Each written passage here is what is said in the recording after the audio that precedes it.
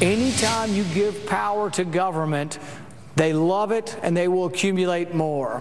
Anytime you give power to government and expect them to live within the confines of the power, they will not live within the confines of power unless you watch them. I think we'd be much better off fixing that statute rather than kicking the can or letting it expire without any reforms. The Senate should pass the USA Freedom Act, a reasonable compromise that strikes an appropriate balance between privacy and security. The American people expect their elected representatives to take responsible action to protect the country. Well, because of Senator Rand Paul's actions, there was a delay on the Senate floor taking up this House bill reauthorizing the Patriot Act, making some changes. Because of that, there is now a scramble.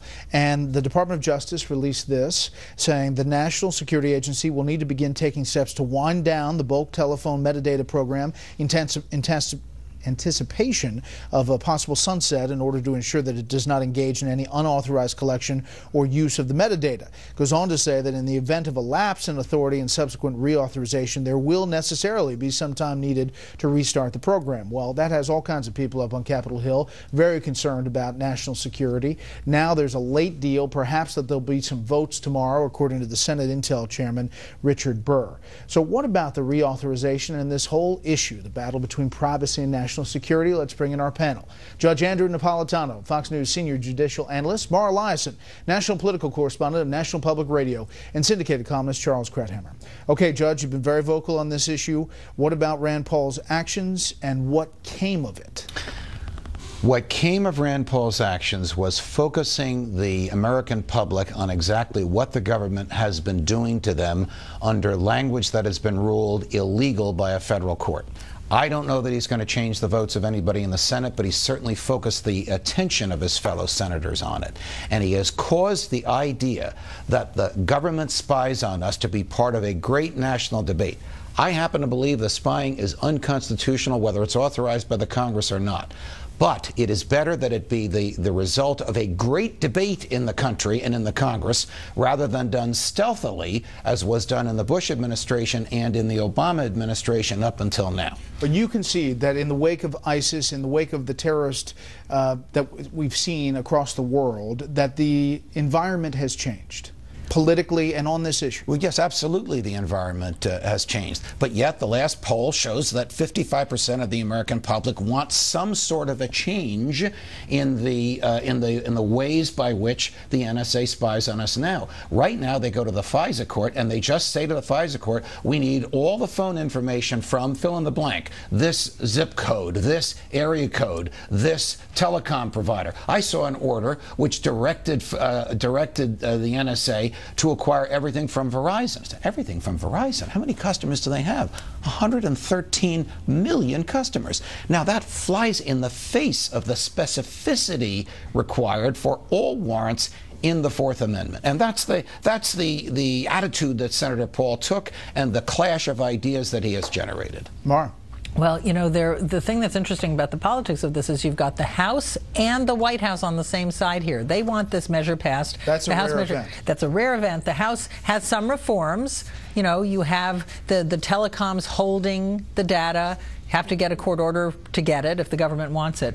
But the Senate doesn't have the votes to pass that. And now as you just mentioned, it's going to expire unless they pass some kind of a temporary stopgap measure, which the court might not accept. A 2-month extension is what's being talked about right now. Right, but we don't know if the court is going to accept a 2-month extension. Mara is referring to the Second Circuit Court of Appeals in New York, which found this illegal and said Congress has until the end of the month to fix it. If not, this is the danger Mitch McConnell runs. We'll enter an order enjoining its enforcement if the language is not changed. Charles. Look, the Supreme Court ruled decades ago that the government, the post office, can record what's on the outside of your envelope, who it goes to and who sent it. The closest analogy in the internet age is to record a phone call. Not the content, you're not opening the envelope, but who made the call, to whom, and for how long. So in principle, what we're doing is something essentially the same. Now, the idea that somehow, and this was implied by a couple of the candidates, that the government is listening in and recording the conversation is false. That's a scare tactic.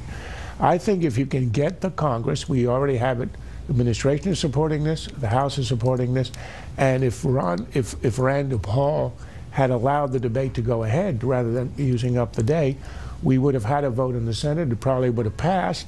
But the delay that he has caused means that given the vacation that the Senate is giving itself, it won't be done before June the 1st. Well, I think McConnell ought to call the Senate back if what is needed is time. If the majority of the Senate will support this, this to me is an innocuous step, extremely important as a way. Look, everybody complained after 9/11 who was not collecting the dots.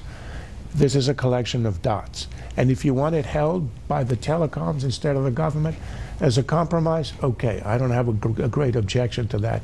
But this is not a police state tactic. This is this balance between privacy and national security. The proponents of this, Judge, obviously say that taking this tool away leaves us as a country vulnerable. I think they're wrong.